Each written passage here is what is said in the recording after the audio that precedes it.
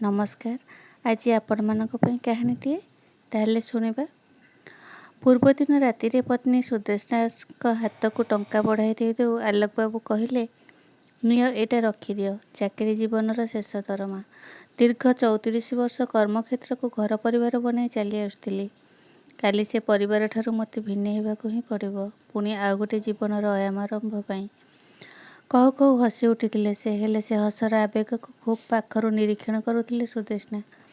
पतिଙ୍କ हस भितरर कोहकू बहुत भल भावे देखि पारुथिले से। सेतेबेले से किछि कहि नथिले, नीरव रहिथिले। रातिटा जेमती सेमती कटि जाइथिला।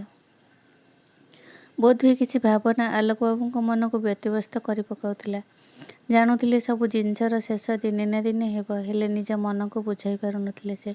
ତାଙ୍କ ଭାବନାକୁ ଆଗକୁ ବଢ଼ିବାକୁ ଦେଇ ନଥିଲେ ପତ୍ନୀ ଓ ପିଲାମାନେ। ସେଦିନ ଥିଲା ଅଫିସରେ ତାଙ୍କର ଶେଷ ଦିନ, ଅବସର ନେବାର ଦିନ। ସତରେ କ'ଣ ସେ ବରିଷ୍ଠ ନାଗରିକର ପଦରେ ଅଭିଷିକ୍ତ ହେବେ?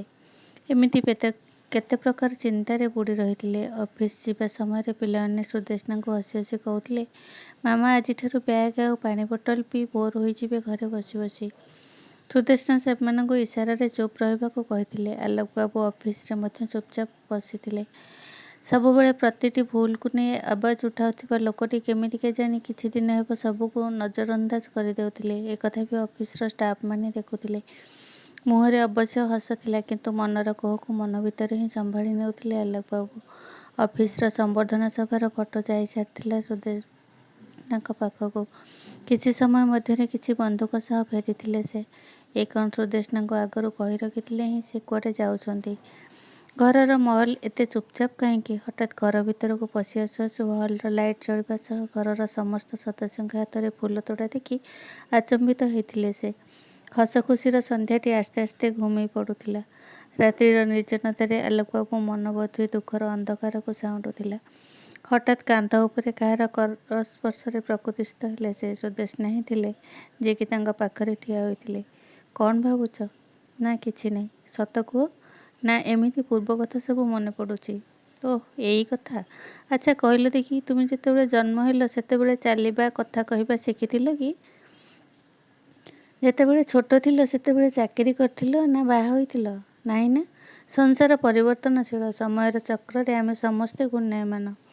ସମୟ ଅନୁସାରେ ସବୁ କିଛି ବଦଳୁଛି। କାଲି ଆମେ ଆମ ମା ବାପାଙ୍କ କୋଳରେ ଦିନ ବିତାଉଥିଲେ, ଆଉ ଆଜି ଆମ କୋଳରେ ଆମ ପିଲାମାନେ, ପୁଣି ସେମାନଙ୍କ କୋଳରେ ସେମାନଙ୍କ ପିଲାମାନେ ବି ସମୟ ବିତାଇଲେଣି। ଆମେ ଆଜି ବରିଷ୍ଠ ନାଗରିକ ହୋଇଗଲେଣି, କାଲି ଆମ ପିଲାମାନେ ମଧ୍ୟ ସେହି ସ୍ଥାନକୁ ଯିବେ। ଯାହା ହେବାର କଥା ତାହା ହିଁ ହେଉଛି। ଆମେ ଖାଲି ଅଭିନୟ କରୁଛେ। ଆର ପାଖକୁ ଦେଖିଲେ ତୁମେ ତ ଏବେ ସମ୍ପୂର୍ଣ୍ଣ ସ୍ୱାଧୀନ ଜୀବନ ବିତାଇବ। ରହିବନି ଅଫିସର ଚିନ୍ତା, ସମୟ ସହିତ ଦୌଡ଼ି ଦୌଡ଼ି ଯିବାକୁ ପଡ଼ିବନି। ପଞ୍ଜୁରୀ ଖୋଲି ଉଡ଼ିବାର ସମୟ ଆସିଯାଇଛି। ଏବେ ଆମେ ଖାଲି ନିଜ ପାଇଁ ସମୟ ବିତାଇବା, ନିଜ ପରିବାର ପାଇଁ ସମୟ ଦେବା। ପୁଅ ବୋହୂ, ଝିଅ ଜ୍ୱାଇଁ, ନାତି ନାତୁଣୀମାନଙ୍କ ଗହଣରେ ନିଜକୁ ହଜାଇ ଦେବା। ନଥିବ କାହାର ଆକାଟ, ଖାଲି ସମୟକୁ ସଦୁପଯୋଗ କରିବାର କ୍ଷମତା ରଖି ଆଗେଇ ଚାଲିବା। ନାତି ନାତୁଣୀମାନଙ୍କୁ ଯୋଗ୍ୟର କରିବା କ'ଣ ଆମ ଦାୟିତ୍ୱ ନୁହେଁ? ଫିଙ୍ଗି ଦିଅ ଚିନ୍ତାର ଆବରଣକୁ, ହୋଇଯାଅ ମୁକ୍ତ, ଠିକ୍ ସେହି ମୁକ୍ତ ବିହଙ୍ଗଟି ପରି। ସୁଦୂର ଆକାଶରେ ଉଡ଼ି ଉଡ଼ି ନିଜକୁ ଉପଭୋଗ କରିବାର କ୍ଷମତା ତାହାରି ପାଖରୁ ଶିଖ। ହଠାତ୍ କବାଟ ଠକ୍ ଠକ୍ ଶବ୍ଦରେ କବାଟ ଖୋଲିଲେ ସୁଦେଶନା। ନାତି ନାତୁଣୀ ଦୁହେଁ ଦୌଡ଼ି ଆସି ଆଲୋକ ବାବୁଙ୍କୁ ମାଡ଼ି ବସି କହୁଥିଲେ, ଜେଜେ ଆମକୁ ଗପ କୁହ, ଏବେ ପ୍ରତିଦିନ ଆମକୁ ଗପ ଶୁଣାଇବ। କିନ୍ତୁ ତୁମେମାନେ ତ କାଲି ଫେରି ଯାଉଛ। ହଁ, ତୁମେ ବି ଆମ ସହ ଯାଉଛ। ବାବା ମାମା ତୁମର ପ୍ୟାକିଂ କରିସାରିଲେଣି। କିନ୍ତୁ କିନ୍ତୁ କିଛି ନାହିଁ। ବାପା, ଆପଣ ଆଉ ମା ଆମ ସହ କାଲି ଯିବେ। ଏତେ ଦିନ କାମର ଆଳ ଦେଖାଇ ଆମଠାରୁ ଦୂରରେ ବହୁତ ରହିଲେ, ଏବେ ନୁହେଁ। ପିଲାମାନେ ବି ବହୁତ ଖୋଜୁଛନ୍ତି ଆପଣମାନଙ୍କୁ। କହି କହି ଘର ଭିତରକୁ ପଶି ଆସିଲେ ପୁଅ ବୋହୂ। ଆଲୋକ ବାବୁ ଚାହିଁ ରହିଥିଲେ ସୁଦେଶନାକୁ। ବୋଧହୁଏ ଆଖିରେ ଆଖିରେ ପିଲାମାନଙ୍କ ଇଚ୍ଛାକୁ ସମ୍ମାନ ଦେବା ପାଇଁ ସମ୍ମତି ପ୍ରଦାନ କରୁଥିଲେ ସୁଦେଶନାକୁ। ତାହେଲେ ଆଜି ପାଇଁ ଏତିକି। ରହୁଛି। ଜୟ ଜଗନ୍ନାଥ।